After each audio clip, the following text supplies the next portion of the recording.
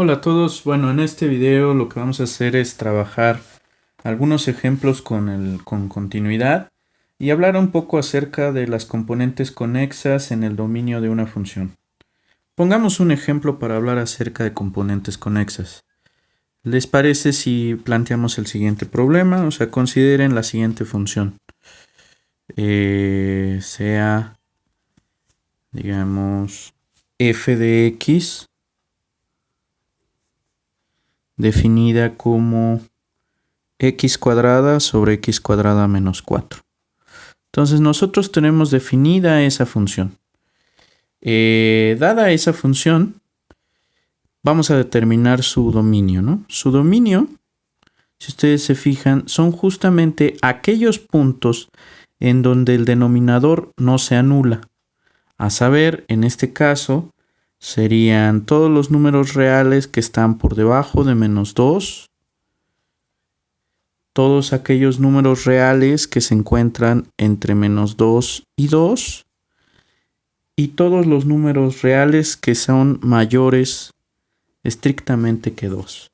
Es decir, en aquellos puntos en donde x cuadrada es igual a 4, a saber los puntos menos 2 y 2, en esos puntos justamente la función no está definida, pues, ¿no? Entonces, estos puntos que les vamos a llamar puntos singulares son aquellos puntos en donde la función no está definida.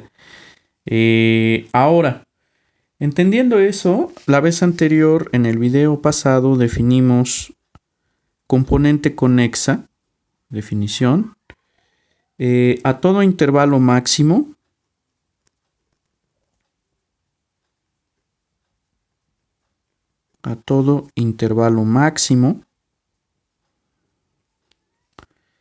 que se encuentre dentro del dominio de una función,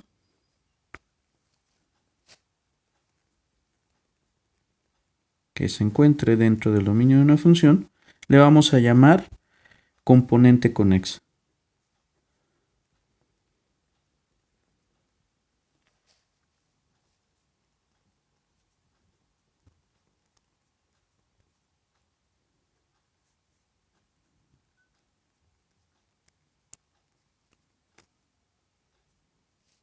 ¿Ok?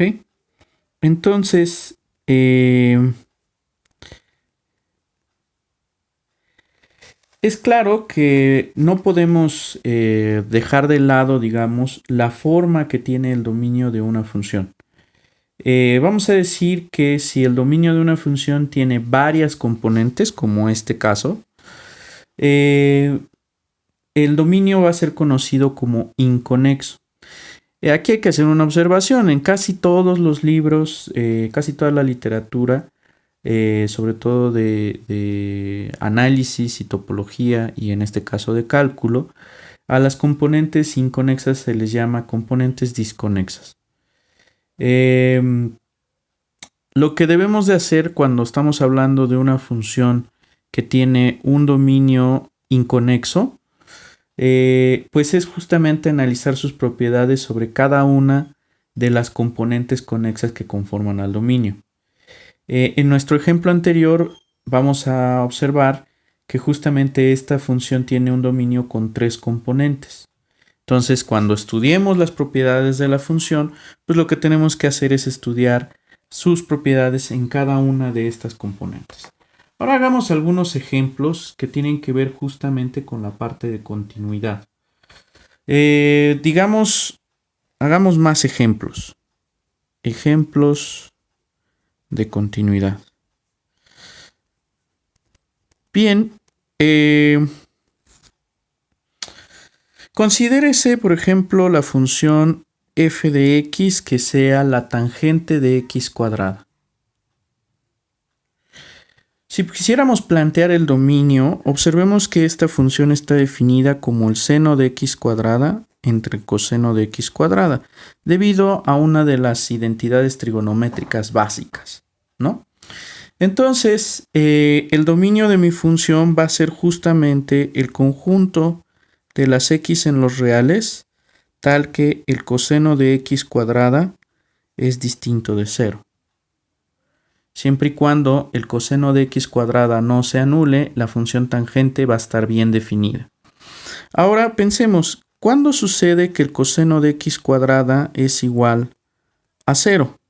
Bueno, esto pasa si solamente si x cuadrada tiene la forma 2k menos 1 pi sobre 2, tomando obviamente k en los enteros.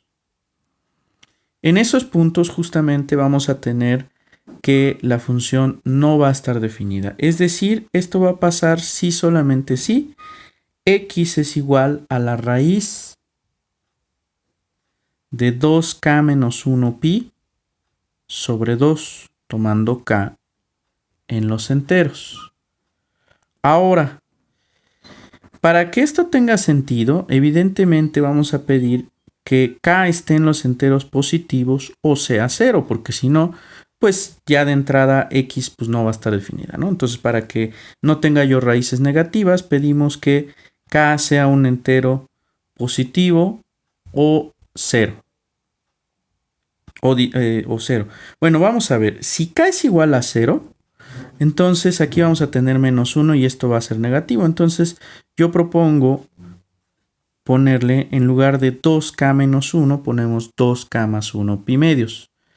Entonces cuando k es igual a 0, esto queda bien definido porque nos queda justamente la raíz de pi medios. ¿Ok? Entonces, bueno, pues justamente estos son los puntos que vamos a tener que quitar del dominio. ¿Ok? Ahora considérense epsilon mayor que 0. O sea, epsilon mayor que 0. Entonces, hay que observar que la función tangente va a ser continua en aquellos puntos que cumplan con esta propiedad. Entonces, vamos a ver. Considérese el punto, vamos a decir B, que sea a cuadrada, que pertenece justamente al dominio de f. Entonces, lo que puedo decir es que existe una epsilon 1 mayor que 0, tal que ¿qué? Tal que la tangente, digamos, de un valor y menos la tangente de b va a ser menor que epsilon siempre y cuando y menos b sea menor que epsilon 1. Y obviamente vamos a pedir que y pertenezca al dominio de la función, para que pues esto tenga sentido. Ahora, por otra parte,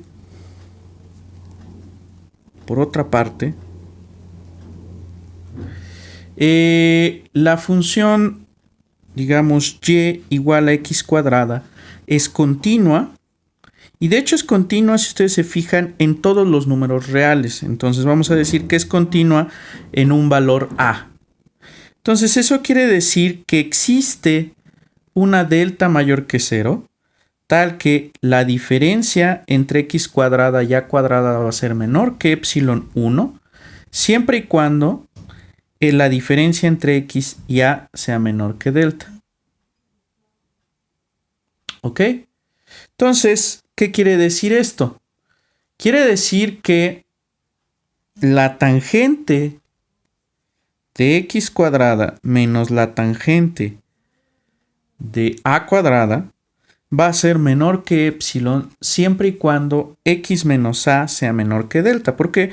Porque si x menos a es menor que delta, entonces esta diferencia está por debajo de epsilon 1.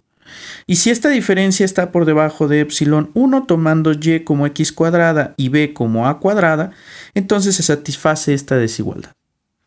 En consecuencia, obviamente aquí voy a pedir que x pertenezca al dominio de f, para que todo tenga sentido. Entonces, con esto hemos demostrado justamente que la función tangente de x cuadrada va a ser continua en cualquier punto de su dominio. De hecho, sería bastante bueno que ustedes intentaran hacer la siguiente demostración. Considérense ahora lo siguiente, proposición. Supónganse que tienen una función que va de un subconjunto de los reales, digamos, a un subconjunto también de los reales. Continua en un punto x0 que pertenece a A. Y G que vaya de un subconjunto no propio de, bueno, en este caso de B en D. ¿Ok? Que también es un subconjunto de los reales. De tal manera que f de x0 pertenezca a C. Supongamos entonces que G es continua en f de x0. Entonces, en este caso, la función f seguida de G, que va a ir de un subconjunto de los reales, digamos A, en el subconjunto D de los reales, es continua en x0. Sugerencia: para mostrar esta proposición, utilicen justamente las ideas que utilizamos para demostrar la continuidad de la función tangente de x cuadrado. La prueba es muy parecida. Ahora, vamos a ver la siguiente función. Considérense entonces la función ahora g de x que sea la función parte entera de x.